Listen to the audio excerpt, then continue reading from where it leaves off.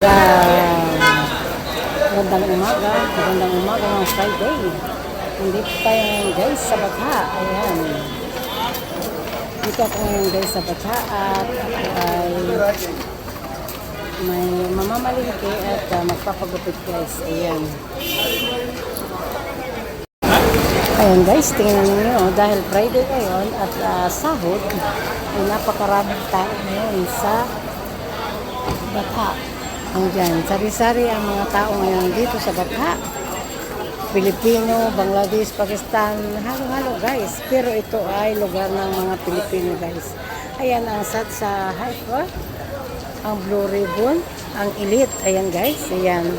Yan po guys ang supermarket ng meron mga pagkain ng mga Pilipino guys. Ayan. Meron din nagtitinda ng mais guys. Ayan. At may nagtitinda ng gulay dito sa mga paligid. Pag Friday lang yan guys, maraming ganyan na nagtitinda sa labas. Ayan. Dahil maraming tao. Ayan. Every Friday. Kabilaan yan guys. Ayan.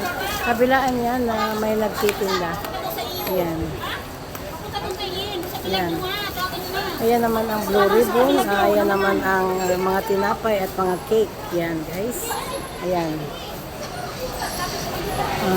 Ito naman guys ang mga bilihan ng load, cellphone, mga gamit sa cellphone, sa mga gadget. Yan guys. Ayan. Yan guys. Dito nyo makikita sa Batha. Lahat po ng mga kailangan ng mga kapwa natin FW ay dito po yan matatagpuan sa Batha. Dahil nandito po ngayon lahat halos ang mga kapwa natin FW. Ayan guys, naglalakad sila. Ayan, yung iba nakapamili na, naghihintay. Ayan guys. Ayan, may nagtitinda ng sinelas at Pilipino at nagtitinda rin ng gulay. Ayan. At dito rin sila nagtitinda ng mga kakanin guys. Ayan.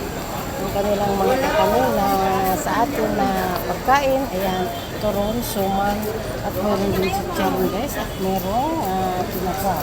Ayan, may balot din sila guys. Ayan. Ayan guys, diyan yan. Mga Pilipino na nagtitinda dito sa Batha. At yung iba naman ay mga ibang lahi guys. Ayan. Dito lang yan lahat sa Batha. Every Friday guys. Dito yan matatagpuan sa Batha ang mga nagtitinda sa mga bangketa. Pero pag ibang araw, wala yan mga tao dyan sa bangketa.